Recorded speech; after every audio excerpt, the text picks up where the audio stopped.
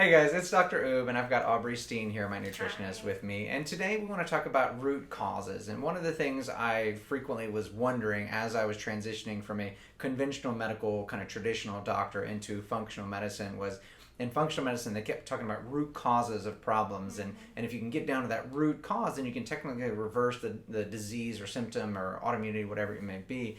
But what I didn't know was, what are those root causes? So today we're going to talk about a bit about those root causes, and Aubree is going to lead us off with some questions. So what's your first question for me? So first and foremost, I always have patients go, what kind of patient do you see? What is the most common root cause of what we treat in the practice? Okay, that's fair. It's a bit vague. It is vague, and there's a lot of every person kind of has their root causes or multiple root causes. But and I swear I'm gonna get these tattooed on my fingers one day.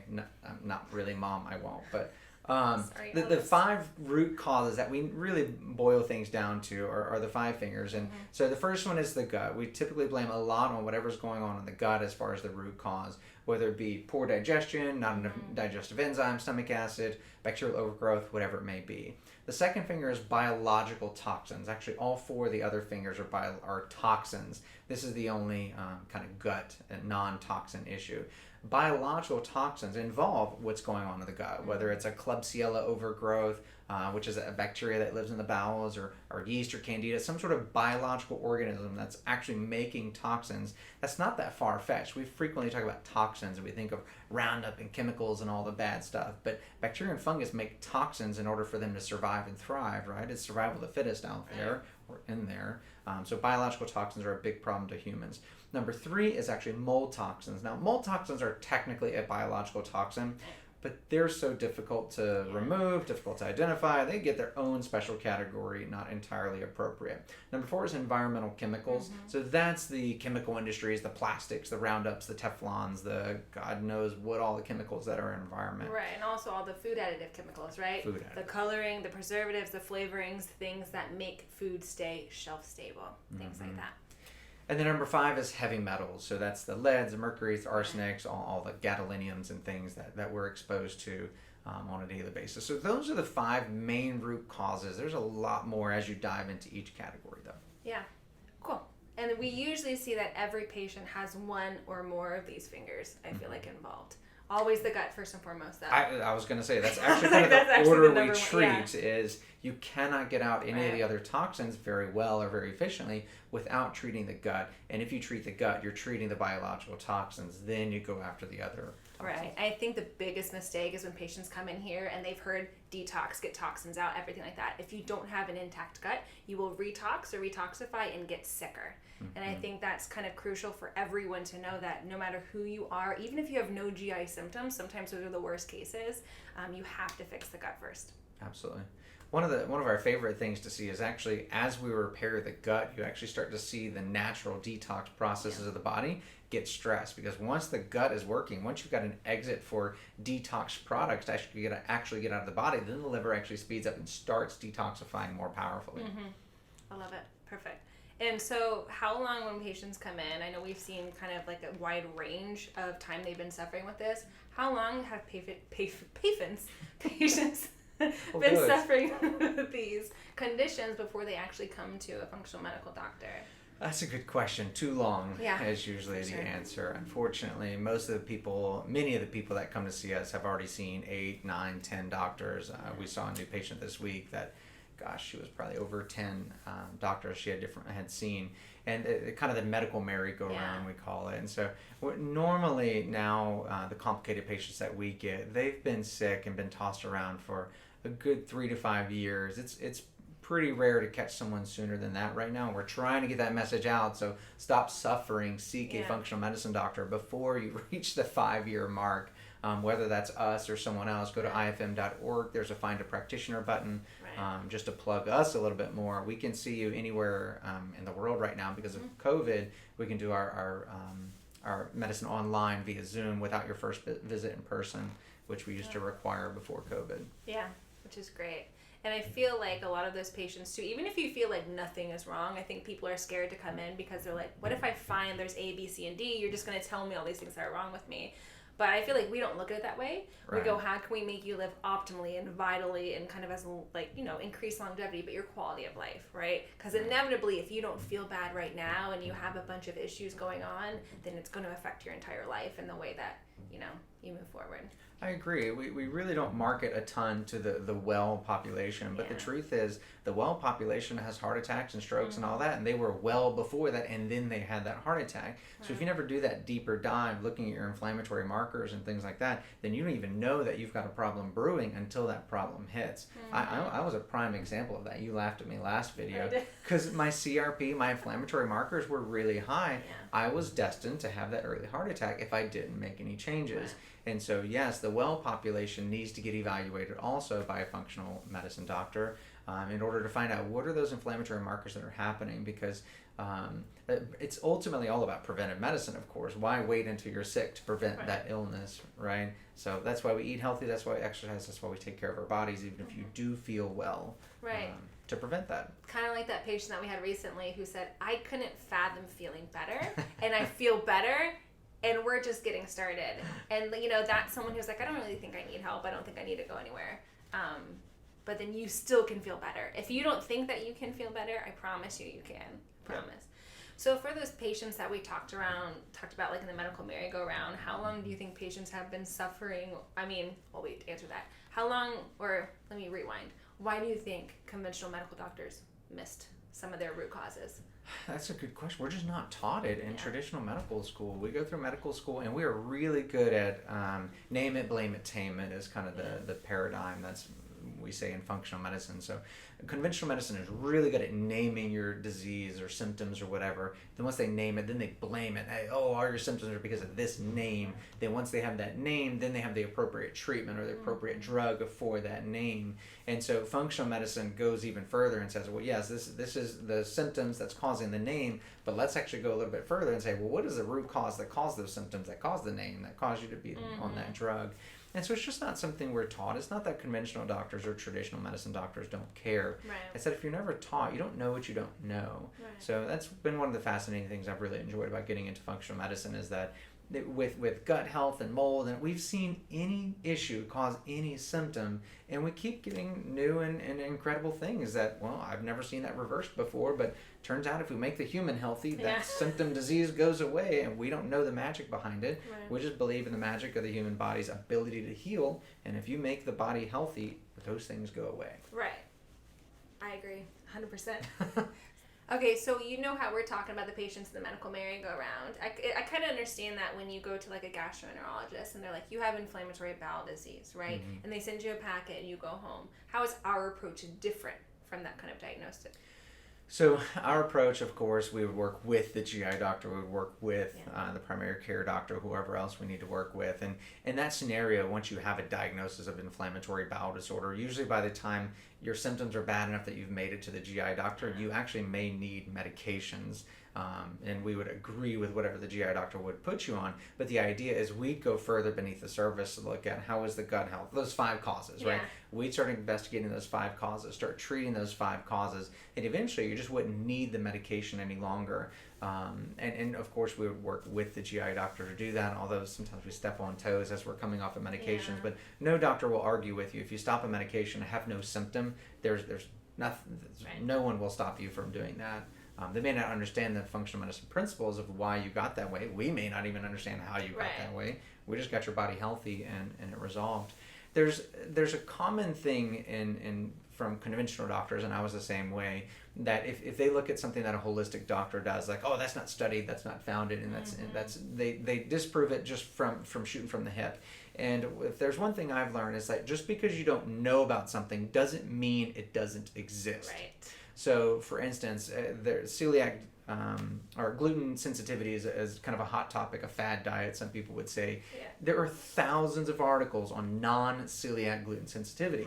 And GI doctors will tell you gluten doesn't matter, but there are thousands of articles about non-celiac gluten sensitivity. So if something were that fake, it wouldn't be out there. So because your GI doctor doesn't believe gluten is an issue, doesn't mean he's right. Go to the article. You can Google this stuff. All of these scientific journals are open usually. You may not have access to all of them, but anyway, I digress. So ultimately, I think the answer to the question was I can prescribe medication. I would continue most medications that the GI doctor is on, but I would also use functional medicine principles, things like conventional medications, Interrogam. Right. We use a supplement version of Interrogam that's well studied for IBD. The GI doctor doesn't necessarily use it, but it's a pharmaceutical product because it works and it's been proven to work. So we use both versions of the medication. That was probably a lot longer response. No, it's okay. I get you.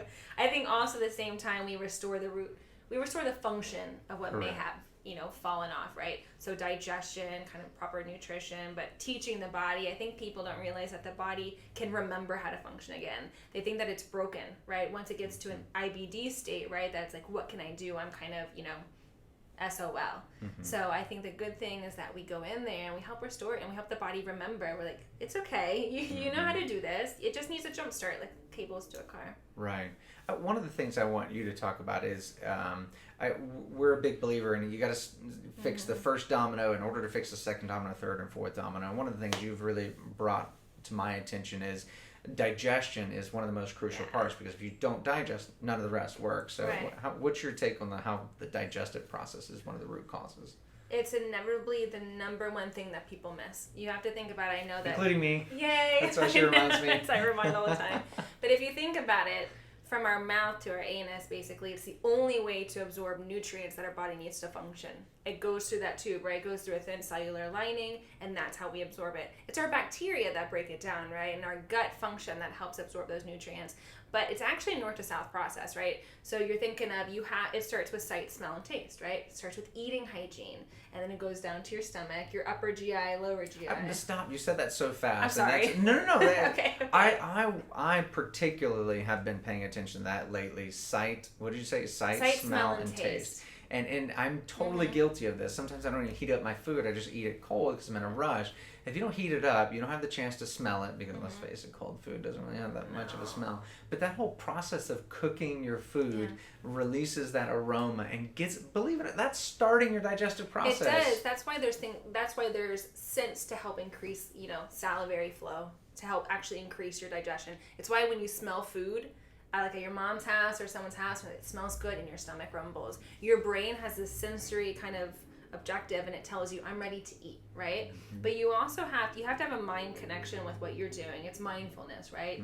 So it's kind of like, if you want to be good at the computer, you sit and you have to focus at the computer. I know computer is very vague. I just sound like an old woman, but you know what I mean? So like, if you want your body to understand what's going on, I'm about to eat some food, this is nourishment, I need to make sure my digestion's ready, you have to focus on it, and you have to tell your body, great, this is my food, away from distraction. You can't do it while you're driving. Talking is usually okay, because you're pausing and really being kind of with the food and the person at the same time. But that's the most important part. And taste is the next one. In functional kind of nutritional therapy practitioner programs, we do a full head-to-toe evaluation, and there's actual something called lingual neurotesting, and there's neurons in your tongue, and it tells you it gives your body, or your body tells you if it likes or doesn't like something.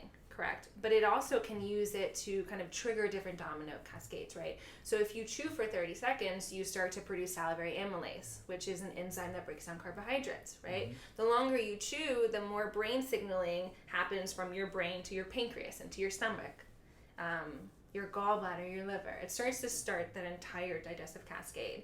The problem is when people miss that.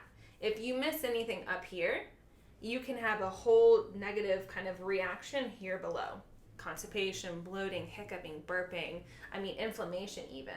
So I think that's the biggest part. And it goes into, there's a lot that goes into digestion with each patient. There's going to be different steps that may be off. Not everyone may need hydrochloric acid to help the stomach, right? Not everyone may need liver and gallbladder support. They usually do. But, you have to figure out what's working. And at the end of the day, if everyone's doing everything right, and there's still an issue, then we need to look into things like pathogens and yeast and overgrowth in the intestine, or toxic burden, everything that he kind of mentioned with the 5 fingers. A lot of people come to us already taking probiotics, or already taking this stomach and that supplement, and they're like, well, I've already done gut healing, that I don't need that. And we're like, whoa. If you didn't start north to south, you can start on the south side, but it's not going to make any difference if you don't start on the north side. And as far as north goes, it really starts before you even taste the food. Right. Your stomach is not a magical organ. And in fact, what happens between mouth and anus is fairly magical. You're taking a whole food and changing it into molecules, and your body has to absorb, your gut has to absorb molecules. That is not an easy process. So the more raw food, the less chewed, the less smelled, the less digested that food is. Do you think your gut's going to absorb that? No. So one of the common sayings is you are what you eat, and that's partially true, but we say you are what you absorb. So you can eat the best diet in the world, but if you're only absorbing the sugars because you can't break down the proteins and fats, then you're on a high sugar diet and you don't realize it. Right.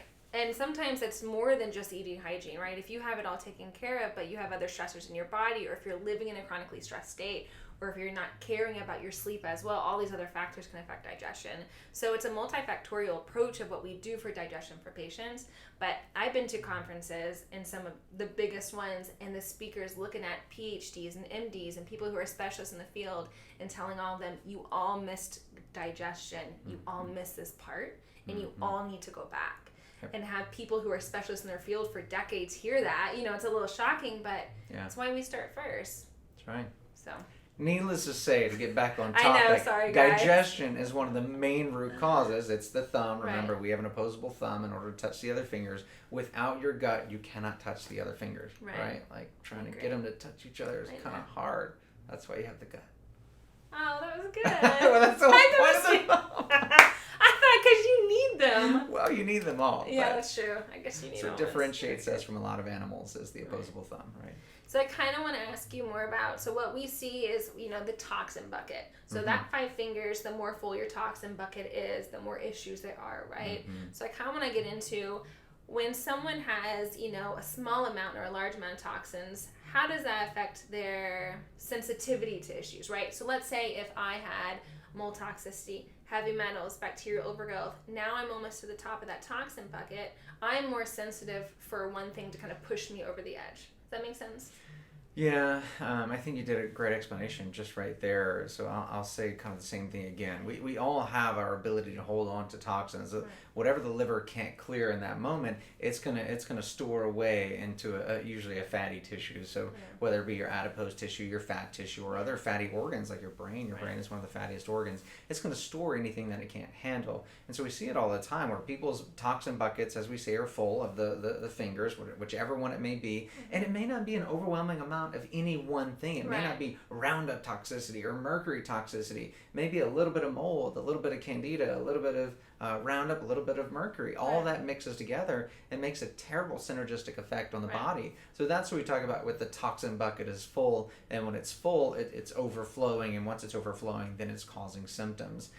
Toxins by themselves, especially more biological mold toxins by themselves, heavy metals too, can trigger autoimmunity by themselves. Right. So a lot of times people try to go after those toxins in particular, like, oh, I got to get the mold toxin out in order to treat my autoimmunity. And while that's true, you got to go back to the gut. If you don't have a functioning gut, you can't get rid of the mold. So yes, you do need to get rid of the mold, but without the gut, you can't.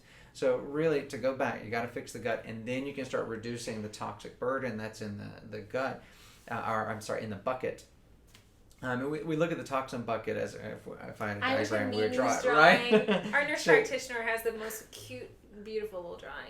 And maybe we'll link to it. But the idea is that everything you eat, drink, consume, breathe, whatever it may be, that's loading into the toxin bucket. So if you're eating non-organic foods or fast food, or drinking dirty water, or living in a moldy place, all that stuff's going into the toxin bucket. And based on how well your gut is functioning, how well your detox pathways are functioning, that's how well the spigot is working.